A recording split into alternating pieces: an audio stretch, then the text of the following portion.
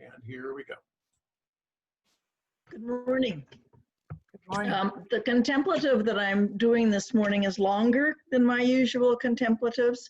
It's from a speech that Ernest Holmes gave in 1951, and it's from the Science of Mind magazine. And you're just lucky I'm not reading the whole thing to you because it was really good. So I invite you to get comfortable in your chairs or your couch or your bed or whatever it is. After the reading, there'll be a minute of silence so you can take these words in and see how they might work in your life. And as I say, this is from 1951. There's great confusion in the world, great uncertainty. We all cry out for strong leaders who will show us what to do. But have we realized that real leadership must start with the individual? That until we straighten out our own thoughts, we cannot expect greater leadership. And if fear is contagious and does in some mysterious way secrete a germ that acts negatively in the physical body, I don't think it is too far to go to say that it also secretes some kind of a mental germ in the whole race mind, which affects everyone with a sense of confusion and uncertainty and anxiety. I have no doubt this is true and that you and I should do something about it. I don't mean we have to become heroic figures who run around screaming that we are the liberators of humanity. We probably are not in a position to do this. What I mean is that each one of us should analyze our own thinking and come to find out what is wrong and replace every fear with faith and confidence. I have found the quickest and most effective method to get rid of any fears is to get quiet within myself and lift up my whole thought in confidence and faith to something bigger than I am. It is like going from a cold, damp, dark room into the sunshine and just sitting there, letting the rays of the sun penetrate the whole being with warmth and color until the darkness and the dampness are gone. It is living the life of prayer and faith, of affirmative meditation, and of communion with that divine spirit, which is closer to us than our very breath.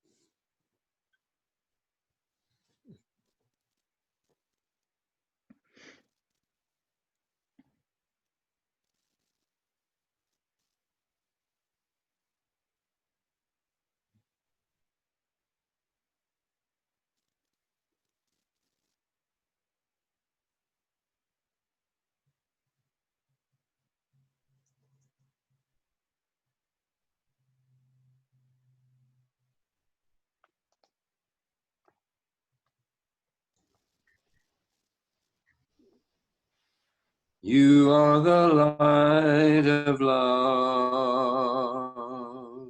I am the light of love. You are the light, I am the light. We are the light of love.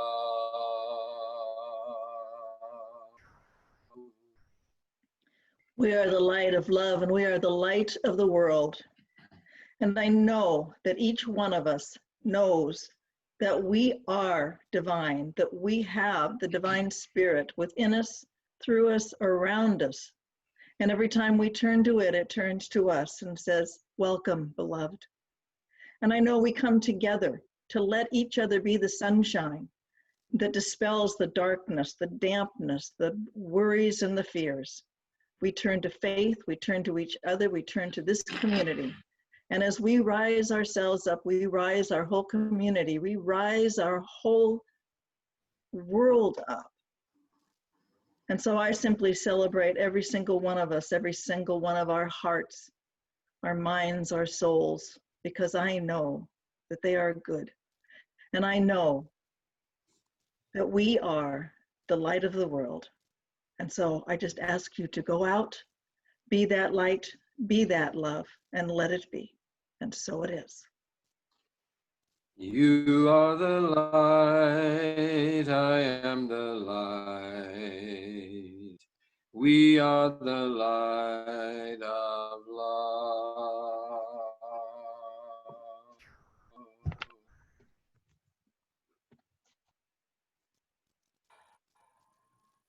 Thank you, Susan and Jackson.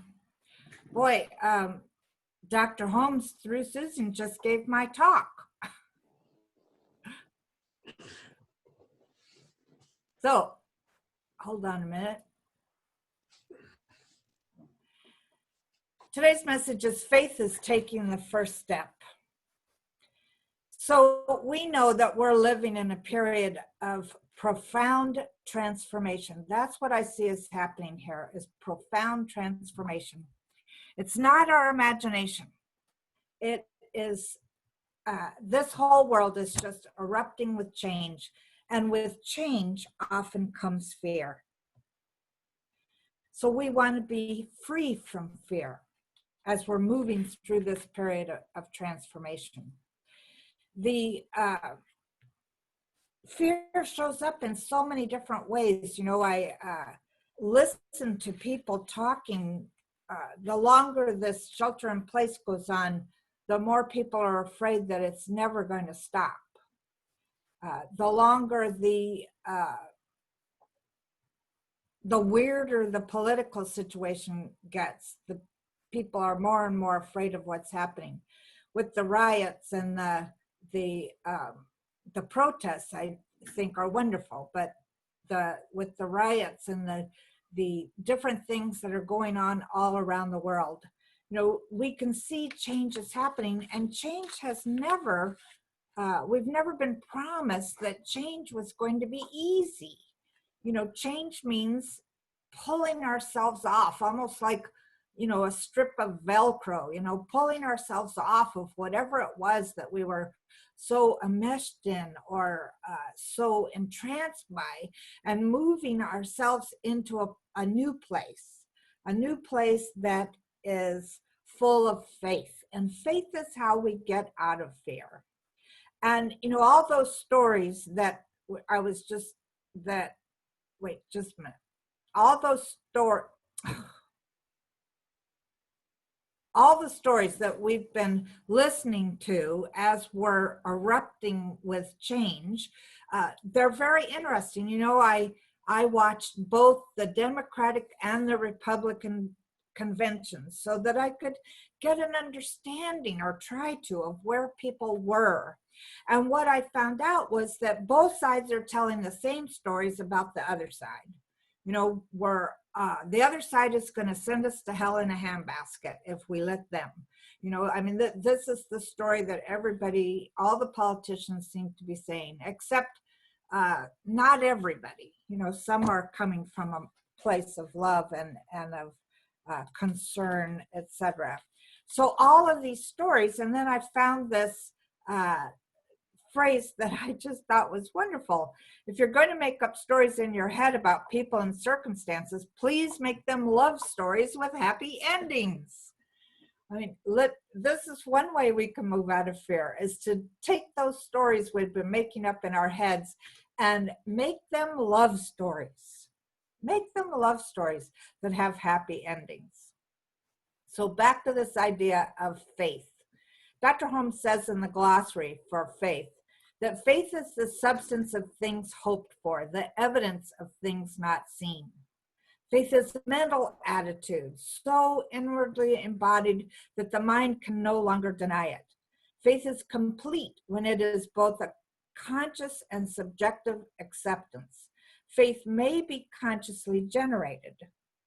In spiritual terminology, faith means a belief in the presence of an invisible principle and law which directly and specifically responds to us. As Jesus said to some of his people that he did healings with, thy faith has made thee whole. So this is the part I really like. Faith means a belief in the presence of an invisible principle and law which directly and specifically responds to us. So I have to ask you to think about this for a moment. What is faith to you? How do you define faith? And more importantly, what does that feel like? What does it look like, having faith? You know, most of us learned how to ride a bicycle, for instance, when we were children. And we have faith now that we can take a two-wheeler and throw our leg over it and jump on those pedals and start to ride. I mean, I haven't ridden a bicycle in, probably 30 years. Well, maybe not that long, but, I know that I can do it. I have faith that I could do that.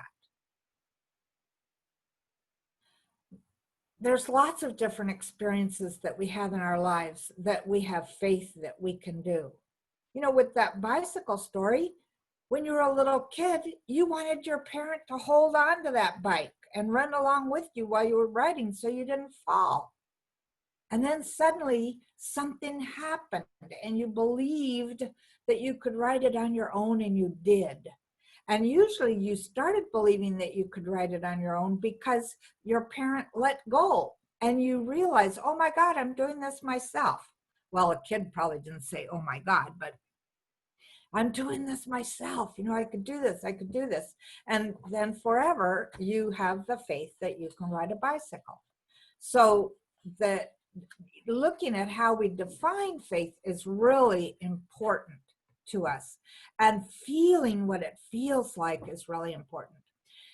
Faith is not passive, but rather it's a vibrant and active demonstration of the divine showing up in, through, with, and as us. A vibrant and active demonstration. So I had two thoughts about this idea of faith. In order to have faith, we have to have a knowing that all is well. And I found this story about Thomas Edison that I wanted to share with you. He says, in December of 1914, Thomas Edison's laboratory was burned to the ground. It was worth over $2 million. Now, that was a lot of money back in Thomas Edison's time.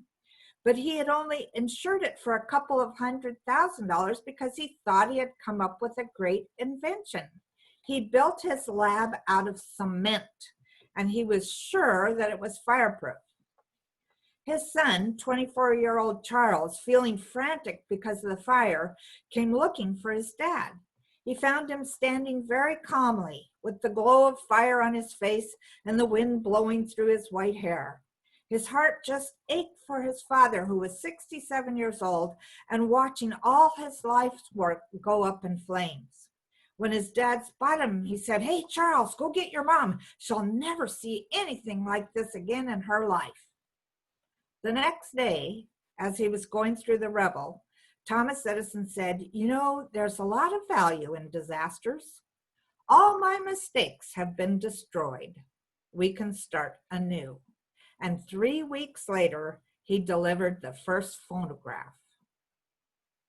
He kept the faith.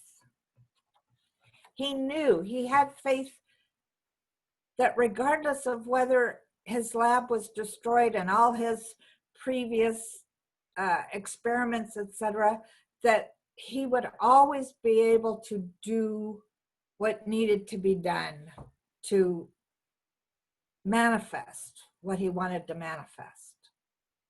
And so for us, in order to have faith, we have to know that all is well. I mean, obviously he knew that all is well because he says, "Hey, Charles, go get your mom. She'll never see anything like this again in your life."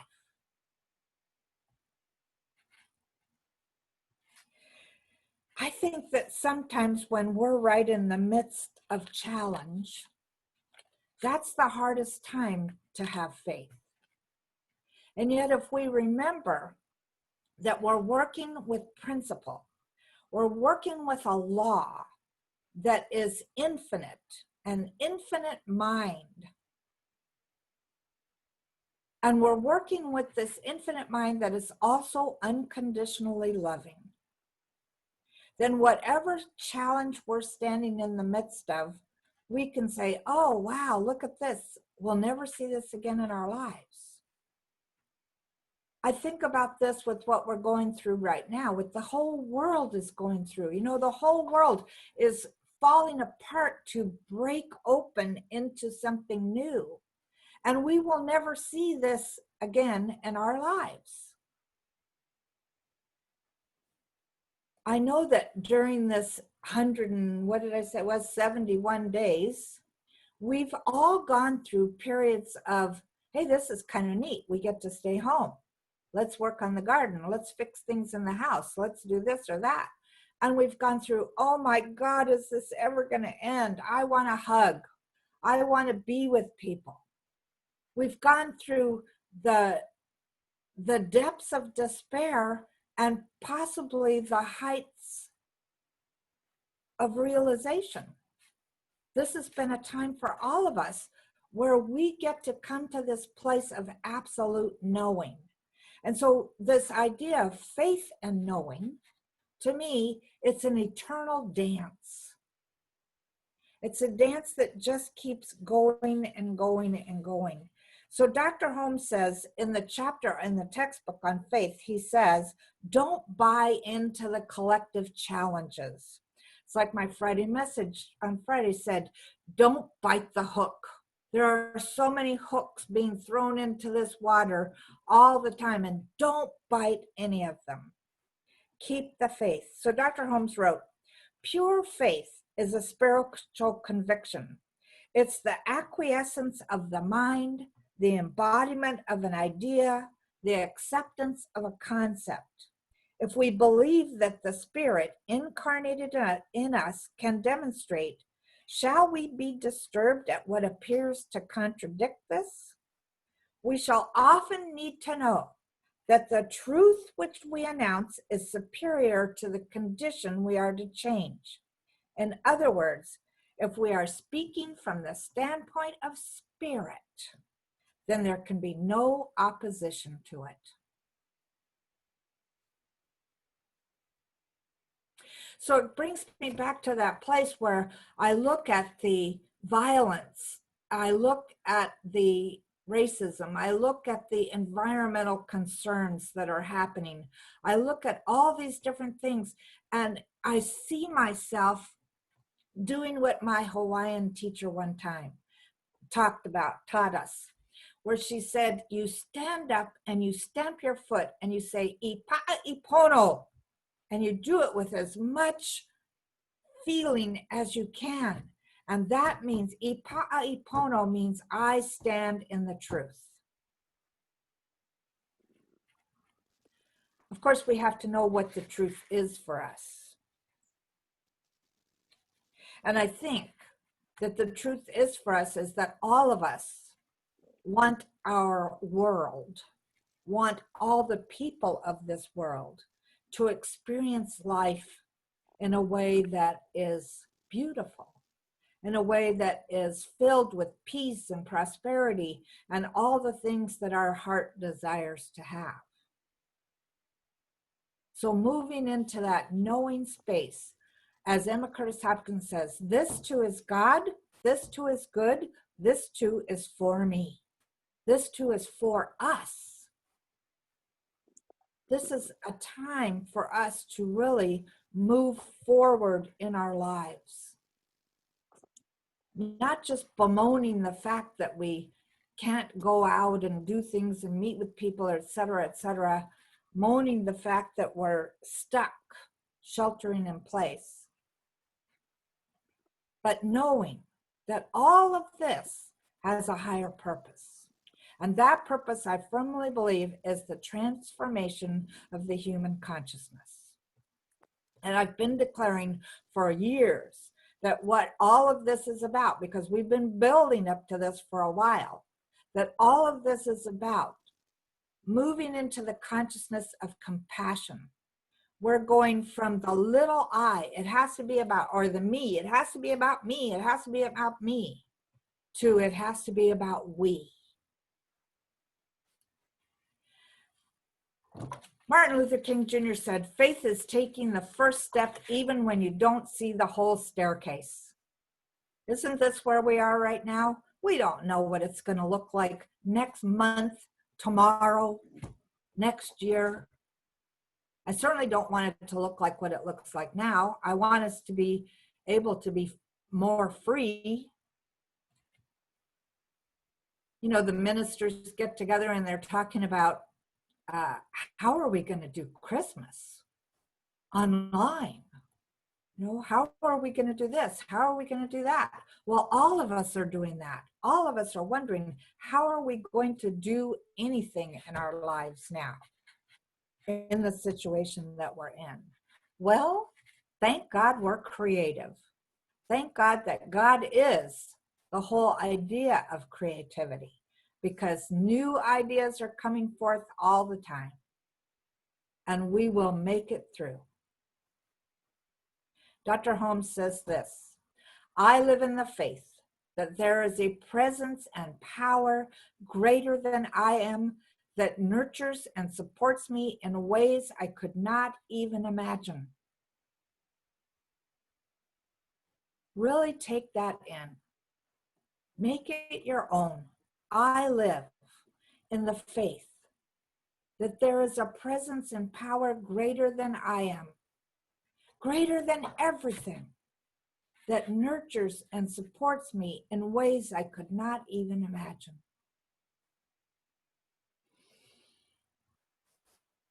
So let's say this affirmation. This month's affirmations have been written by Annie Marsh, another of our distance practitioners. She lives up north here in California. And then we'll go into prayer. As I have faith, I am guided along the pathway to my greatest good.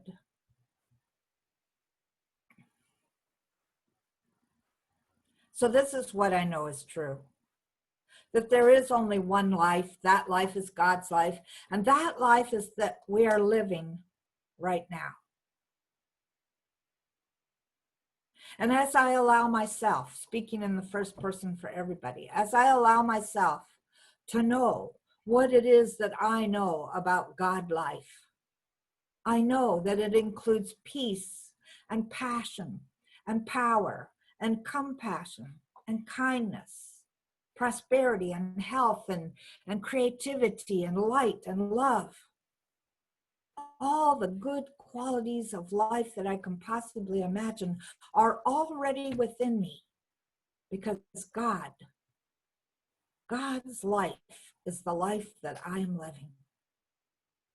And so today I allow myself to take another step forward on this path of life with a deep knowing, a deep faith that I am walking this path along with millions of others towards a higher consciousness that none of us can even understand yet. So we open ourselves up to be the vehicles for this consciousness by starting right now. Right now, by absolutely being free from fear. That's our first step. Recognizing that if God be for us, there is nothing that could be against us. And even though it looks like chaos out there, it's up to me to have peace in here, in my heart. So I allow this to be. I declare that this week I walk in peace, that nothing can shake me off center. And this is good, very good. So whether it be in my personal life or in the collective consciousness, I know that we are all rising above judgment, above fear, above anger, resentment, criticism, all those things, and recognizing in everything that we see, in everything that we experience, this too is God. So I release these words into divine law, knowing that they are so for us, knowing that we've been transformed in some way by something that we've gotten today. And this is good. This is God. And so it is.